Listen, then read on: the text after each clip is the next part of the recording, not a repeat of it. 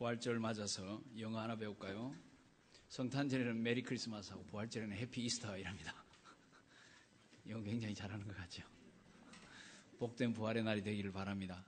특별히 흰옷이 빛나고 또 밤톨 같은 김도영 군의 머리가 빛나고 또 태국에서 귀한 집사님 또 오셔서 감사하고 오늘 부활절이 축복의 날이 되리라 생각합니다. 그리스 정교회의 부활절에 사제가 계란을 3개씩 나누어 주면서 그리스도께서 부활하셨습니다. 그러면 성도들이 그걸 받으면서 진실로 그는 부활하셨습니다. 이렇게 대답한답니다. 우리도 한번 해보겠습니다. 계란은 없습니다. 제가 그리스도께서 부활하셨습니다 하면 여러분은 진실로 그는 부활하셨습니다. 이렇게 대답을 하십시오. 그리스도께서 부활하셨습니다. 여러분 머리가 좋으십니다. 어떻게 이걸 다 외우십니까? 저는 이거 몇 번을 읽었는데도 지금 실수할까 싶어서 애를 썼는데, 이제 우리가 그런 인사가 우리에게 어떠한 의미를 지니는지 본문을 중심으로 해서 한번 생각을 해보고자 합니다. 많은 성도님들에게 오늘 우리가 읽은 본문이 무척 친숙하리라 생각합니다. 제가 가장 많이 설교하는 본문입니다. 장례식 발인 예배 때마다 이 본문으로 설교하기 때문입니다.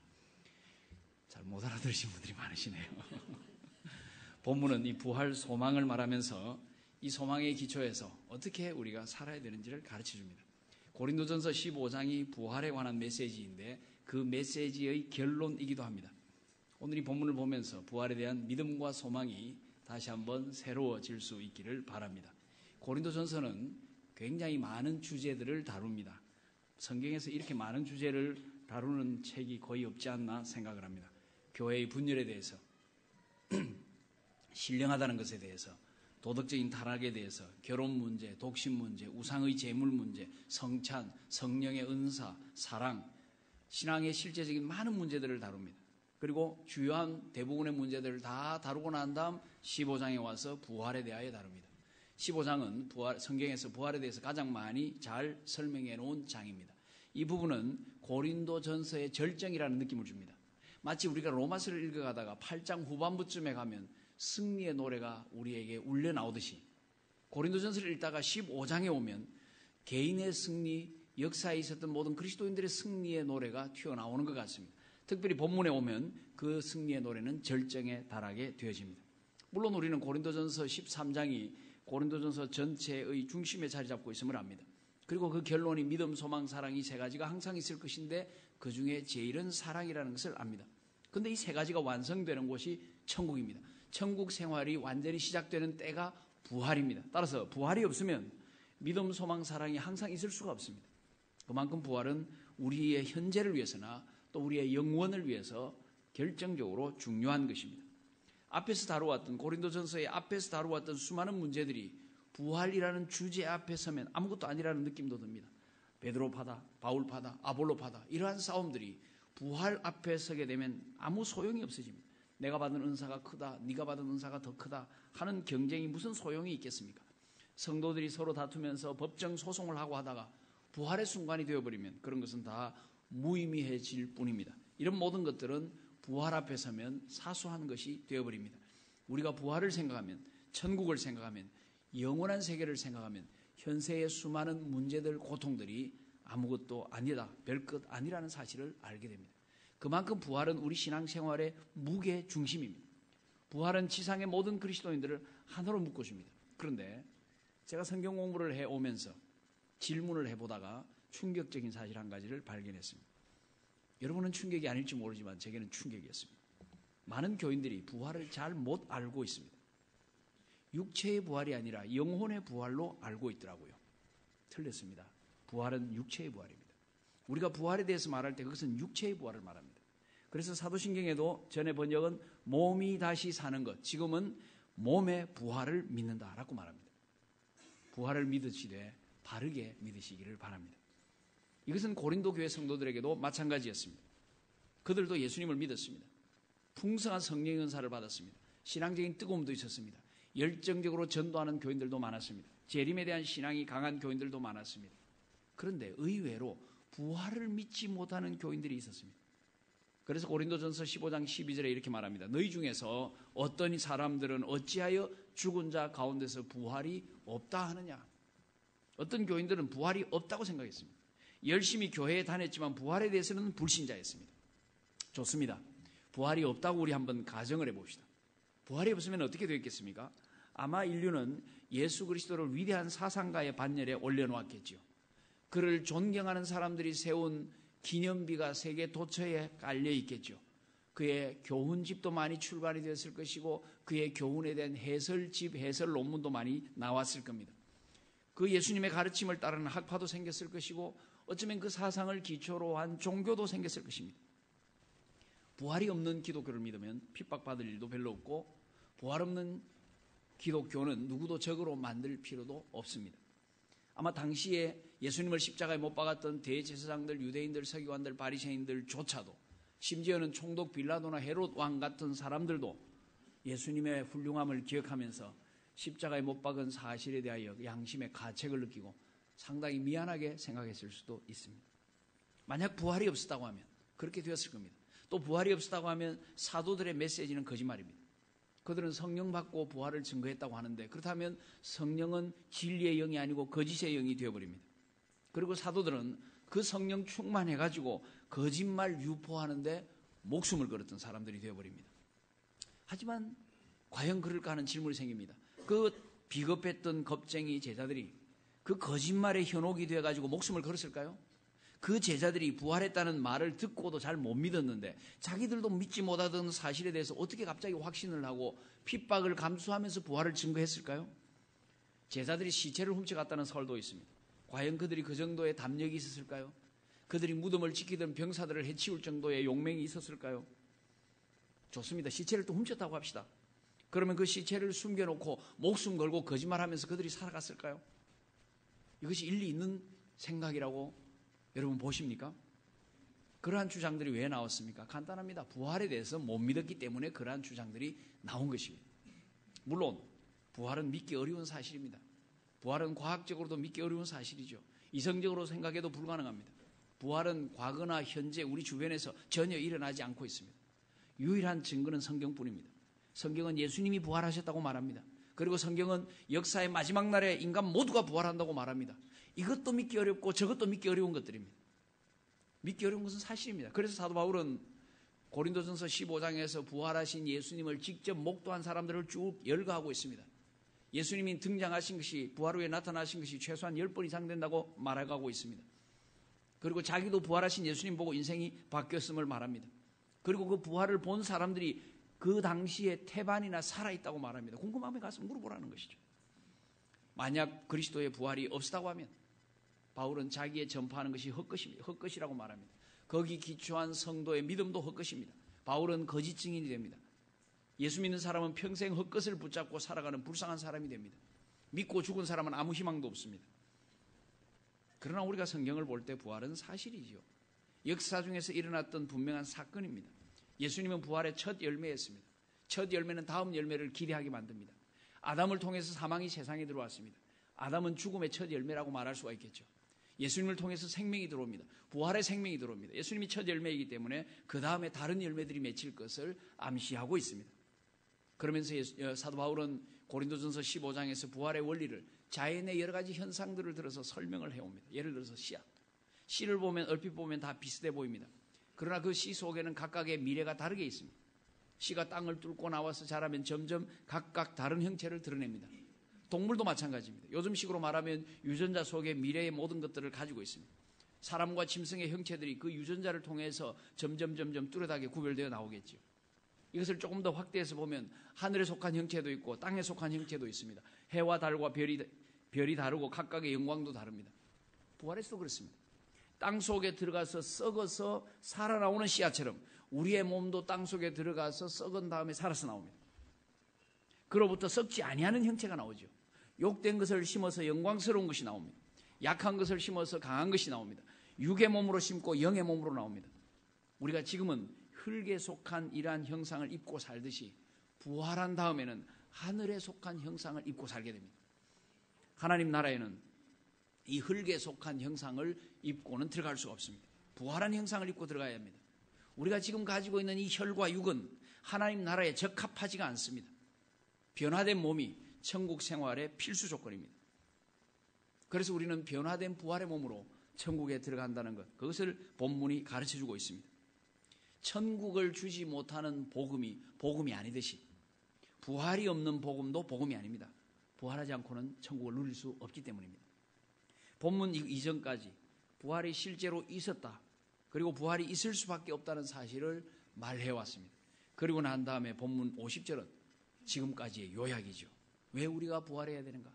왜 우리가 썩지 아니하는 몸을 입어야 되는가? 그 대답은 하나님 나라의 본질이 그렇기 때문이라는 것입니다. 그렇다면 그 다음에 떠오르는 질문은, 그러면 우리는 언제 어떻게 부활하느냐? 대답이 51절입니다. 보라, 내가 비밀을 말한다. 지금 비밀이 드러납니다. 하나님의 신비로운 계획이 드러납니다. 하늘의 비밀이죠. 인간의 머리로서는 이해할 수 없는 성스러운 영역이 지금 열리면서 우리가 거기에 발을 디뎌가고 있는 것입니다. 여기서 우리가 한 가지 털어버려야 할 타성이 있습니다. 생각해 보십시오. 우리는 해마다 부활절이면 부활에 대한 설교를 듣습니다. 그리고 주일이면 사도신경으로 신앙 고백하면서 예수님의 부활과 우리의 부활에 대해서 고백합니다. 이것이 타성해져서는 안 된다는 말입니다. 왜냐하면 그렇게 한마디로 말해 치우기에는 너무 엄청난 비밀이기 때문입니다. 한 아기, 한 어린 생명이 태어나는 것도 신비롭지 않습니까? 죽었던 우리의 몸이 다시 살아나는 것은 그 이상의 신비입니다. 우리는 이 성스러운 비밀 앞에서, 그리고 이 비밀이 계시되는 본문 앞에서 옷깃을 여미고 경건한 자세를 가져야 합니다. 이 비밀이 보라 하는 단어로 시작됩니다. 이 말은 우리의 주목을 요구합니다. 우리의 경청을 요구합니다. 우리의 자세를 새롭게 할 것을 요구합니다. 마치 옛날에 신하가 왕의 명령을 직접 받을 때 무릎을 꿇었던 것과 같은 자세를 요구합니다. 지금 왕의 명령이 적힌 두루마리가 펼쳐지고 있습니다. 신하의 목숨이 걸린 명령이 펼쳐지고 있습니다. 신하의 영원한 운명이 달린 그러한 두루마리가 펼쳐지고 있습니다. 내용을 보니까 우리가 다 잠잘 것이 아니오, 마지막 나팔에 순식간에 호련이 다 변화된다. 얼마나 놀라운 소식입니까? 비밀이 공개가 되었습니다. 그 비밀을 보니까 우리가 다 잠잘 것이 아니라고 합니다. 이 비밀을 처음 들었던 바울의 흥분이 떠오르십니까? 바울이 가졌던 감격, 심장의 박동 소리가 느껴지십니까? 얼마나 굉장했겠습니까? 바울은 지금 그가 하나님으로부터 받은 비밀을 만인 앞에 공개하고 있습니다. 수천 수만 년 동안 인간을 짓눌러 왔던 극악한 원수 사망의 세력을 일거에 무너뜨리는 장엄한 장면을 지금 그가 계시하고 있습니다. 그 비밀의 세계를 열어주고 있습니다. 그래서 그는 보라 하면서 외치고 있습니다. 그 바울의 감격을 조금이라도 이해할 수 있는 우리가 되기를 바랍니다. 그렇습니다. 우리는 잠자는 상태, 죽은 상태로 영혼을 보내지 않습니다. 마지막 나팔 소리가 죽은 자들을 다 일으키게 됩니다. 바다가 그 가운데서 죽은 자들을 내어줍니다. 사망과 음부도 죽은 자들을 내어줍니다. 모든 무덤문이 열리고 그 속에 있던 시체들이 살아나옵니다. 모든 죽었던 사람들이 생명의 부활과 심판의 부활로 나오게 됩니다. 생명의 부활을 하는 사람들은 눈 깜짝할 사이에 변화해서 영원한 영광의 세계로 들어가게 됩니다. 하나님께서 우리에게 그날을 빨리 허락해 주시기를 바랍니다. 본문은 이 변화에 대해서 계속 설명을 합니다. 죽은 자들은 썩지 아니할 몸을 입습니다. 살아있었던 사람들도 그런 몸으로 변합니다. 썩을 몸이 썩지 아니할 몸으로, 죽을 몸이 죽지 아니할 몸으로 바뀝니다. 부활이 사망에 대하여 완전히 승리를 거둡니다. 더 이상 사망은 맥을 추지 못하고 무력화됩니다. 사망을 이기고 삼키리라, 이 말씀이 그러한 뜻입니다. 부활 후에는 더 이상 사망이나 눈물이나 애통이나 곡하는 것이 사라집니다. 모든 고통이 사라집니다. 질병이 사라집니다. 사망과 관계되어 있던 모든 패키지가 완전히 사라져버립니다. 사망은 부활 앞에서 그 힘을 완전히, 그리고 영원히 잃어버리고 맙니다. 사망은 우리를 괴롭혀 왔는데 사망으로 우리를 괴롭히던 그 죄와 율법까지도 그 힘을 완전히, 그리고 영원히 잃고 맙니다. 그때부터 우리가 누리는 생명은 완전하고 영원합니다. 그러므로 이 사실은 우리 믿음의 의미를 정리를 해줍니다. 우리가 예수 믿는다는 의미가 무엇인가? 우리가 그리스도의 부활을 믿는다는 의미가 무엇인가? 그리스도의 부활이 우리와 어떤 상관이 있는가? 대답은 분명합니다. 우리도 예수 그리스도처럼 부활하게 됩니다. 예수를 믿는다는 것은 그를 따라 우리도 부활한다는 것을 믿는다는 의미입니다. 믿음이 소망을 만들어냅니다. 부활에 대한 소망을, 부활에 대한 믿음이 만들어냅니다. 소망을 만들지 못하는 믿음은 온전한 것이 아닙니다. 그것은 이론에 불과한 것이죠. 아니면 세상의 흐름에 굴복된 것이죠. 올바른 믿음은 세상의 생각과 한계를 뛰어넘는 소망을 가지도록 만들어줍니다. 그러므로 성경의 모든 다른 약속들처럼 부활에 대한 이 약속도 내 것으로 삼아야 합니다. 내 것으로 개인화해야 합니다. 개인화되지 못한 교리는 결국 무의미하죠. 그 개인화를 돕기 위해서 고린도전서 15장은 부활에 대하여 상세하게 기록합니다. 그 개인화를 돕기 위해서 마태복음, 마가복음, 누가복음, 요한복음 마지막은 전부 빠짐없이 예수님의 부활에 대하여 기록하고 있습니다. 그 개인화를 위해서 사도 베드로도 사도 바울도 목숨을 걸고 그리스도의 부활을 선포했습니다. 제자들 자신도 부활 소망을 자기 개인의 것으로 소유한 후에 인생이 바뀌어버렸습니다. 그것이 사도행전의 역사입니다. 그들은 목숨을 걸고 예수의 십자가와 부활을 증거했습니다. 그러면서 그들은 행복해했습니다. 핍박도 받았고 어려움도 겪었고 목숨의 위험도 당했지만 그것을 자격증처럼 생각하고 좋아했습니다. 그런 인생은 행복하죠. 무언가 가치 있는 것을 위하여 헌신하고 목숨 걸 것이 있는 사람, 행복한 사람입니다. 부활을 소망하던 사람은 그래서 행복했습니다. 지금도 마찬가지입니다. 지금도 부활을 소망하며 사는 사람은 행복의 기본 조건을 갖추고 있습니다. 그들은 생의 끝을 바라보고 살 수 있기 때문입니다. 아니, 생의 끝 너머까지 바라보고 살 수 있기 때문입니다. 사람은 그러한 소망의 용량만큼 행복할 수 있습니다. 소망의 용량만큼 핍박이나 고난도 감수할 수 있습니다. 이 부활의 날에, 예수님 부활의 날에 우리가 가지고 있는 우리 부활의 소망에 대한 그 용량을 한번 측정해 볼 수 있기를 바랍니다. 내가 가지고 있는 이 부활 소망의 크기는 얼마나 되는가? 얼마나 진한가? 내가 가진 부활 소망은 어느 정도의 희생과 고난을 감수할 수 있게 해주는가?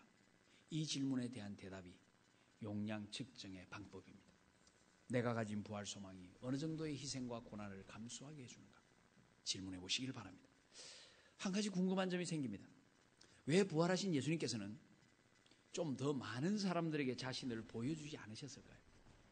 마음 먹고 하루만이라도 아침부터 저녁까지 한 10시간 정도 예루살렘 거리를 돌아다니셨다고 하면 사람들이 구름대처럼 따라왔을 겁니다. 그리고 그 다음에 제자들이 일하기가 훨씬 쉬웠을 것입니다. 순식간에 유대인들을 예수 믿게 만들 수 있었을 것입니다. 그런데 아쉽게도 예수님은 전혀 그렇게 하지 않으셨습니다. 그렇게 하실 의도도 전혀 없었던 것으로 보입니다. 그 이유가 무엇일까요? 우리가 모든 것을 다 알 수는 없죠. 하지만 약간 대답을 시도해 볼 수는 있습니다. 도마에게 하신 말씀에서 조금은 짐작해 볼 수 있습니다. 예수님께서 의심 많던 도마에게 이렇게 말씀하셨죠. 너는 나를 본고로 믿느냐?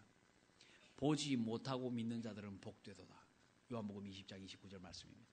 보지 못하고 믿는 것, 어떤 의미입니까? 성경 말씀만으로 충분히 신앙생활할 수 있는 것을 말합니다. 이 말씀만 가지고도 예수님의 부활을 충분히 믿을 수 있는 것을 말합니다. 오늘 본문만 읽어도 마지막 나팔 소리를 기대하게 되는 것을 말합니다. 그것은 눈으로 보고 믿는 것보다 훨씬 더 큰 믿음이 필요합니다. 예수님은 사람들이 바로 이러한 믿음을, 큰 믿음을 가지기 원하셨습니다. 이 더 큰 믿음을 가지고 신앙생활 하기를 원하셨습니다. 그래야 더 큰 복을 받기를 원하셨습니다. 더 큰 복을 받으려면 더 큰 믿음의 도전이 있어야 되죠. 이 믿음의 도전은 다음과 같습니다.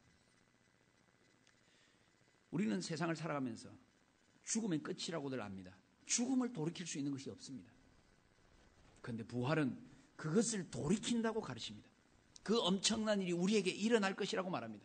그 옛날 예수님 한 분에게 일어났던 일이 온 지구상에 동시에 모든 사람에게 일어난다고 말합니다. 바로 그 사실을 믿고 바라면서 살아가는 것이 부활이 주는 도전입니다. 그래서 부활절은 우리의 믿음을 정리하는 날입니다. 우리의 소망을 정리하는 날입니다.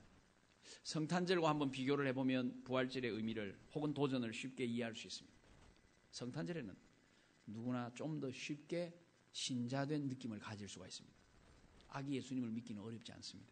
동정녀 탄생이라는 난제가 있지만 그건 살짝 비껴가버리면 됩니다. 말 안 하면 되니까요. 이날은 예수의 사랑에 대해서 말하고 불의유 돕기에 대해서 말하면 됩니다. 세상 누구도 그런 것을 반대하지 않습니다. 사람들 분위기도 참 좋습니다. 대부분의 사람들이 낭만에 젖어 있습니다. 믿든 믿지 않든 다 만나면 메리 크리스마스 인사를 합니다. 그냥 거기 따라 움직이면 됩니다. 신자라고 느끼기가 어렵지가 않습니다. 근데 부활절은 다릅니다. 사람들은 부활에 대해서 얘기하지 않습니다. 이야기하기도 싫어합니다. 아니 관심도 별로 없습니다. 그러나 부활절을 지키는 그리스도인들의 입장에서 보면 여기에는 중립지대가 없습니다. 공유할 만한 땅이 없습니다. 그러나 부활절을 지키는 그리스도인들은 이건 부활을 믿느냐 믿지 않느냐에 대한 질문에 대해 직면해야 합니다. 세상에 조롱이 있더라고 해도 핍박이 있을 수 있지만은 그럼에도 불구하고 정직하게 대답해야 합니다. 이것은 누구도 피해갈 수 없는 도전이죠. 그러므로 부활절은 참 그리스도인이냐 아니냐를 나누는 날이기도 합니다. 우리의 신앙인됨을 정확하게 드러낼 수 있는 날이기도 합니다. 이 부활은 사망에 대한 승리를 노래하죠. 부활은 우리로 하여금 그 승리를 확실하게 만듭니다. 그래서 본문 57절은 승리를 주시는 하나님께 감사한다고 말합니다. 우리는 때로 패배하는 것처럼 보이지만, 때로 넘어지는 것처럼 보이지만 궁극적인 승리를 이미 확보하고 있습니다. 왜냐하면 사망에 대한 승리는 최고의 승리이기 때문입니다. 승리를 확보했으므로 감사가 충만할 수밖에 없습니다. 우리는 감사하는 자세로 본문 끝구절을 대합니다. 첫째, 견실하며 흔들리지 말아야 합니다. 어떤 경우에도 부활신앙이 약해져서는 안 됩니다. 누가 뭐라고 해도 이 믿음을 놓치지 마시기 바랍니다. 부활의 그날이 가까울수록 수많은 유혹과 시험이 있을 겁니다. 사탄은 우리로 하여금 복음의 영광을 보지 못하도록 흔들 겁니다. 우는 사자처럼 공격해야 될 겁니다. 각종 이단 교리들이 우리를 공격할 것입니다. 각종 사상과 학설들이 우리를 믿음의 도리에서 빠져나오도록 밀쳐댈 것입니다. 자칭 그리스도인이라고 하지만 그리스도인이 아닌 사람들이 많이 등장하게 될 것입니다. 진리가 아닌 교훈, 진리를 벗어나는 교훈에 대해서는 귀를 기울이지 마시기를 바랍니다. 특히 부활의 소망을 흔드는 주장과는 조금도 타협하지 마시기를 바랍니다. 오직 성경의 가르침만을 굳게 잡고 다시 오실 주님을 맞이할 준비를 하는 우리들이 되기를 바랍니다. 두 번째, 항상 주의 일에 더욱 힘쓰는 자들이 되시기를 바랍니다. 우리가 주님을 만날 때 우리의 생애에 대한 결산을 해야 합니다. 우리가 얼마나 충성스럽게 살았는지 결산을 해야 합니다. 우리가 얼마나 꾸준히 헌신해 왔는지 결산해야 합니다. 우리가 받아서 누렸던 시간과 물질과 재능과 은사에 대하여 결산해야 합니다. 부활신앙은 우리로 하여금 그 마지막 결산의 때를 바라보게 만듭니다. 그리고 우리를 착하고 충성된 종으로 살아라고 격려합니다. 항상 주의 일에 힘쓰는 우리들이 되기를 바랍니다. 그리고 세 번째 알아야 될 것, 우리의 수고가 주 안에서 헛되지 않다는 것. 이 믿음은 대단히 중요합니다. 히브리서 11장 6절에 하면 믿음이 없이는 기쁘시게 못한다. 하나님께 나가는 자는 반드시 그가 계신 것과 그가 자기를 찾는 자들에게 상 주시는 이심을 믿어야 한다고 가르칩니다. 우리는 하나님의 존재뿐만 아니라 하나님의 상 주심도 믿어야 합니다. 우리의 눈에 하나님의 모습이 보이지 않고 귀에 음성이 들리지 않고 때로는 하나님이 나에게 너무 멀리 떨어져 있는 것처럼 느껴질지라도 흔들림 없이 수고가 헛되지 않다는 이 사실을 붙잡으시기 바랍니다. 그리고 작은 일부터 충성하시기를 바랍니다. 어제 중앙동에서 기초선교훈련을 시작을 했습니다. 총회선교위원회에서 하는 광주지역 1기 훈련입니다. 훈련받기 위해서 앉아 계시는 장로님들, 권사님들, 집사님들, 젊은이들을 보면서 바로 이 자세다. 우리가 거기 앉아 있다고 해서 뭐 세계를 흔들겠습니까? 한 명이 할 수 있는 양은 별로 얼마 되지 않으리라 생각합니다.